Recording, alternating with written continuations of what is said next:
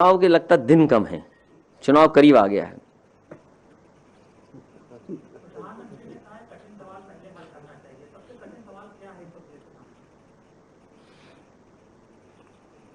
कठिन सवाल यही है कि भारतीय जनता पार्टी हटे यहां से। और मैं एक बार फिर सब आपको स्वागत करता हूं, धन्यवाद देता हूं आपका। सब लोग आ जाएंगे, फोटो हो जाएगी, आ जाओ कम। और दोनों लोगों को मैं बधाई देता हूं। एक दीप चंद जी हैं, उनके जन्मदिन की बहुत बहुत बधाई, बहुत बहुत शुभकामनाएं। दूसरे साथी हैं शबी हैदर जी, उनको बहुत बहुत बधाई। कोविड में भी डिले कर रहे हैं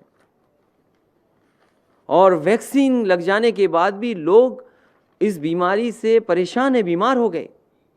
अगर लखनऊ की जो प्रेस्टिजियस इंस्टीट्यूशंस हैं, अगर उस इंस्टीट्यूशन के लोग भी ऐसी बीमारी से तकलीफ में चले जाएं, तो आखिरकार आम जनता का इलाज कौन करेगा? अस्पतालों की जो दुर्दशा की है, क्योंकि सरकार ने कोई तैयारी नहीं की। सरकार अपनी वाहवाही में रही। जब बीमारी खत्म हो जाती तो वाहवाही होती तो ठीक था, लेकिन बीमारी को छिपा करके, आंकड़ों को छिपा करके, जानकारी को छिपा करके और अपनी वाहवाही की खुशी मना रहे थे। क्या कोई ये सोच सकता है वैक्सीन की जगह जो वैक्सीन लगनी चाहिए थी वो कुत्ते वाली दवाई लग जाए? इससे दर्दनाक, इससे खराब क्या हो सकता है? और फिर आखिरकार सरकार की जो जिम्मेदारी है, वो सरकार क्यों नहीं जिम्मेदारी निभा रही है? इनके लिए चुनाव जरूरी है, जान जरूरी नहीं है।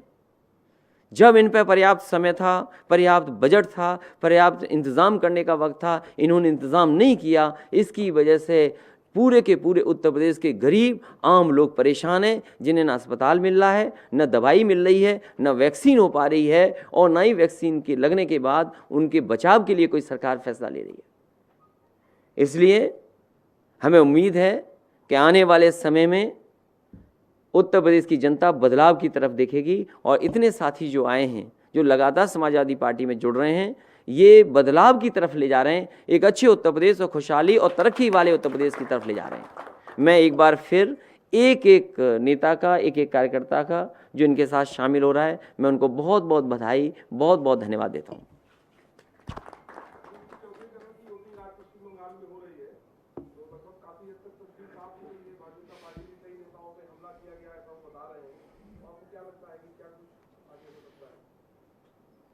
भारतीय जनता पार्टी बंगाल में हार रही है और बंगाल की जनता एक बार फिर ममता बनर्जी को जिता करके वहाँ की मुख्यमंत्री बनाएंगे। और हम भी यहाँ से उत्तर प्रदेश से समाजवादी लोग अपील कर रहे हैं कि भारतीय जनता पार्टी जैसी पार्टी को हराएं। आज इनके पास महंगाई का जवाब नहीं है, आज इनके पास किसान के 3 कानून जो लागू हुए हैं उनको कैसे किसान हित में ये बताने का कोई रास्ता नहीं उनके पास। ये काले कानून हैं। बीमारी से लड़ने के लिए कोई पर्याप्त इंतजाम नहीं किया। महंगाई डीजल पेट्रोल की इतनी बढ़ गई जिसकी कोई कल्पना नहीं कर सकता, उसका कोई जवाब नहीं है। सब कारखाने, उद्योग जो लाभ वाले थे सब बेचे जा रहे हैं, उसका कोई जवाब नहीं है। तो इसीलिए जानबूझ करके भारतीय जनता पार्टी जनता को गुमराह करती है।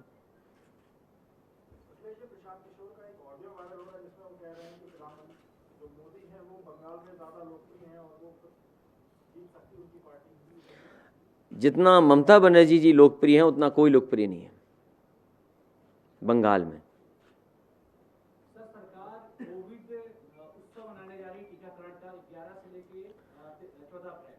शहर भर में होर्डिंग लगी है, होर्डिंग की पंचलाइन ये जिसके ऊपर ज्योतिबा फुले जी के जन्मदिन से लेकर डॉक्टर भीमराव अम्बेडकर के जन्मदिन तक ये उत्सव मनाया जाएगा। तो क्या टीका उत्सव पॉलिटिकल उत्सव या सियासी उत्सव सा नजर आ रहा है? क्या सरकार ये बताएगी कि शामली में उत्तर प्रदेश में वैक्सीन लगनी थी, उसमें आपने कौन सा इंजेक्शन लगा दिया? क्या सरकार ये बताएगी कि अपने टेक्निकल स्टाफ को इतनी तैयार किया था कि गरीब जनता को सही समय पर दवाई, सही समय पर सुझाव, सही समय पर इलाज दे देंगे?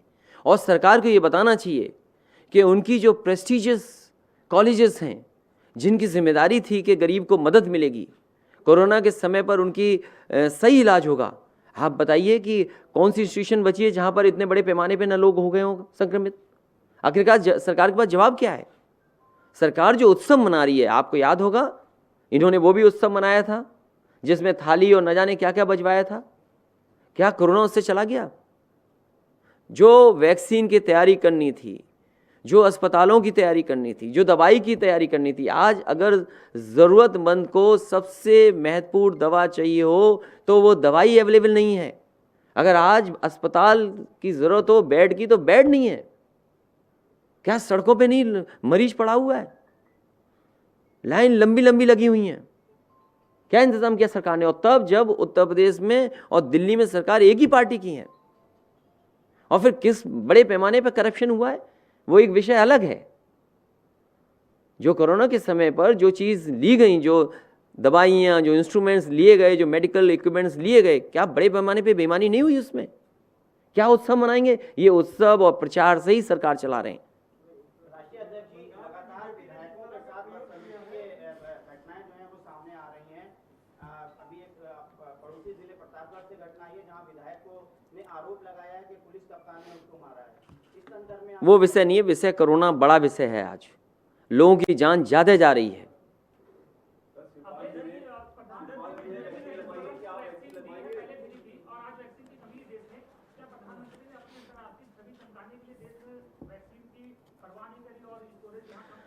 आपको चिंता इस बात की करनी चाहिए, कोरोना टीके के नाम पर 3 महिलाओं को लगा दिया रेबीज का टीका।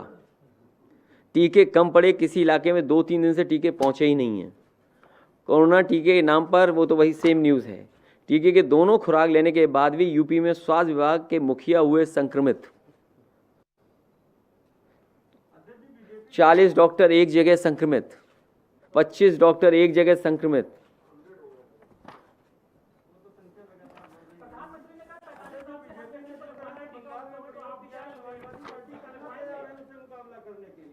क्या चीज? बीजेपी ने जिस तरह से बंगाल में नया प्रयोग किया है उससे निपटने के लिए समाजवादी पार्टी कितना तैयार है? अभी हम बता देंगे तो बीजेपी जान जाएगी, लेकिन ये हम आपको बता दें, उत्तर प्रदेश से भारतीय जनता पार्टी का सफाया होगा। क्योंकि आज भारतीय जनता पार्टी पर जवाब नहीं है महंगाई का। क्या भारतीय जनता पार्टी बता सकती है कि डीजल पेट्रोल क्यों महंगा हुआ है? क्या भारतीय जनता पार्टी ये बता सकती है खाद और डीएपी की महंगाई क्यों हो रही है? क्या भारतीय जनता पार्टी ये बता सकती है कि मीटर ठोक करके और बिजली का बिल महंगा कर दिया? आपने यहाँ पर प्रधानमंत्री, राष्ट्रपति न जाने कितना पैसा खर्च किया आपने इन्वेस्टमेंट मीट पर। क्या कोई इन्वेस्टमेंट आया उत्तर प्रदेश में? तमाम नौजवान जिनको नौकरी रोजगार चाहिए, क्या आपने रोजगार का इंतज़ाम किया? तो ये बड़े सवाल हैं जिनका जवाब उनके पास नहीं है, और यही सवालों का जवाब उत्तर प्रदेश की जनता आने वाले समय में देगी। नौजवान तैयार है, किसान तैयार है, और इतना अन्याय, उत्पीड़न, इतना लोगों का अपमान, किसी सरकार ने इतना अपमान नहीं किया होगा जितना इस सरकार में अपमान हो रहा है। आप सरकार के खिलाफ सच्चाई बोल देंगे तो आप अपमानित हो जाएंगे।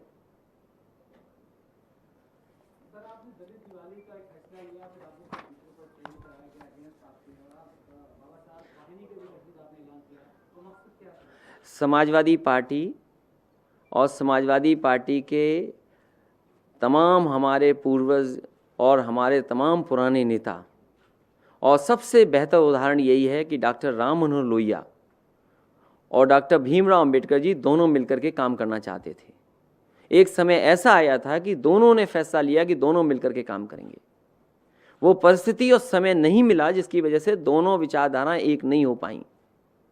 मुझे खुशी इस बात की कि समाजवादी पार्टी पूरा संगठन आने वाले समय में दिवाली का आयोजन होगा, और नाम तो कुछ भी हो सकता है, नाम पे शिकायत हो सकती है, लेकिन नाम तो हम कहें कि बाबा साहब के नाम पर अंबेडकर दिवाली हो सकती है, हमारा समता दिवस के नाम से हो सकता है, हम नाम तो कोई भी कर सकते हैं।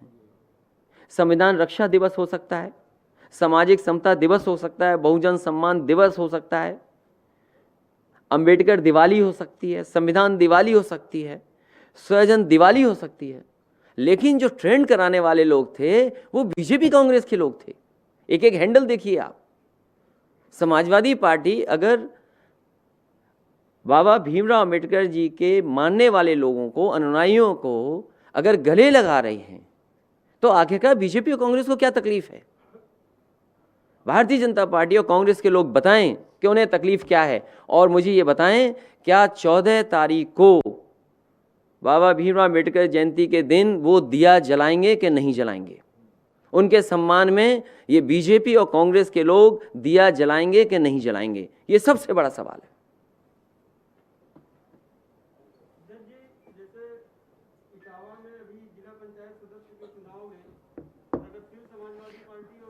चलो अच्छा, सदस्य तक पहुंचे, प्रधानी तक नहीं गए तुम। मैंने आपको कितनी बार मैं बताऊं, समाजवादी पार्टी की कोशिश होगी सभी दलों को साथ ले लें, सभी लोगों को साथ लेकर के चलें, जो भी छोटे दल हैं उनको साथ लेकर के चलेगी। इसीलिए आपने देखा ये प्रयास हुआ है। हमारे बरेली के हैं, सागर हमारे पुराने थे, पार्टी में शामिल आ गए, शेरवानी जी हमारी पार्टी में थे, दोबारा आ गए। ये NSI का हमारा अध्यक्ष है जो मिला कई बार, साथ आ गए। ये सिख समाज के हैं, निषाद समाज के हैं, ब्राह्मण समाज चेतना परिषद है, ये हमारे तारिक भाई हैं। आज क्यों तारिक भाई आप नाम बोले थे कि हमारा नाम नहीं ले रहे हो आप? अच्छा, तो आज के हैं आप, इसलिए बहुत सारे लोग हैं, हर समाज के लोग हैं। कि उन बातों में मैं नहीं जाना चाहता हूं कि समाज की बात करूं फिर सब मैं कहूं तो किसी का नाम छूट जाए, मेरे से नाराज़गी हो जाए। इसलिए जितने लोग मेरे सामने बैठे हैं मैं उन सब का स्वागत करता हूं, बधाई देता हूं। इससे पार्टी को ताकत मिलेगी और लोग जुड़ेंगे, और लगातार जोड़ने का काम समाजवादी पार्टी करती रहेगी।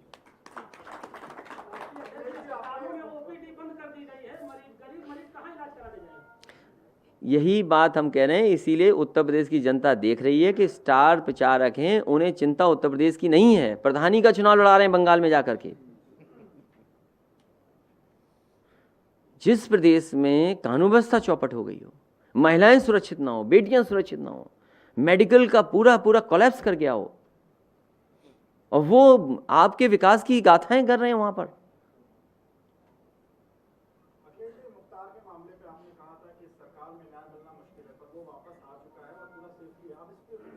मुझे उम्मीद है कि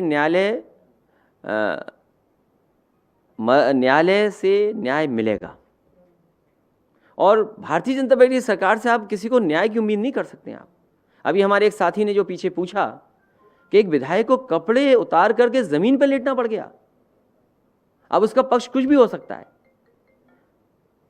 लेकिन क्या इस सरकार में न्याय की उम्मीद कोई कर सकता है जब कोर्ट ये कहे कि NSA फर्जी लग रहा है, गलत तरीके से लगाया जा रहा है? एक मुकदमा आप पहले दिन से हम और आप मिल रहे हैं, जिस समय से भारतीय जनता पार्टी की सरकार बनी थी उस दिन से हम और आप मिल रहे हैं।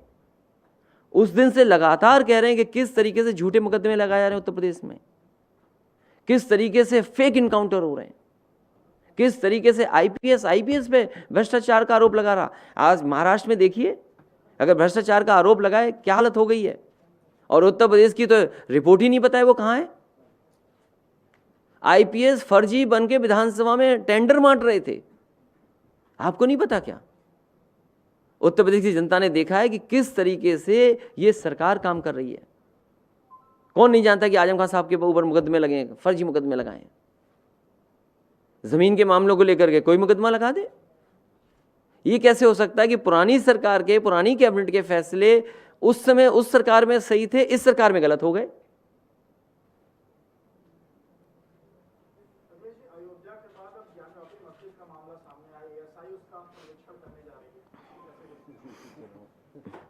उत्तर प्रदेश में चुनाव के लगता दिन कम है, चुनाव करीब आ गया है।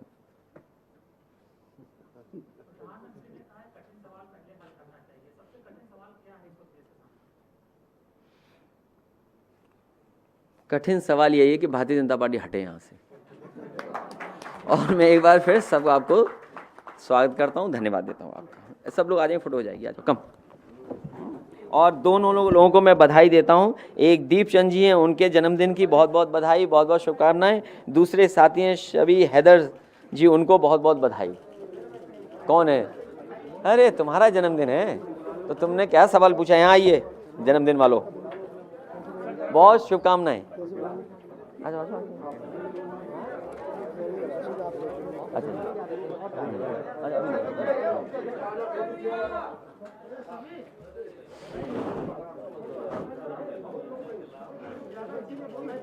चलिए धन्यवाद।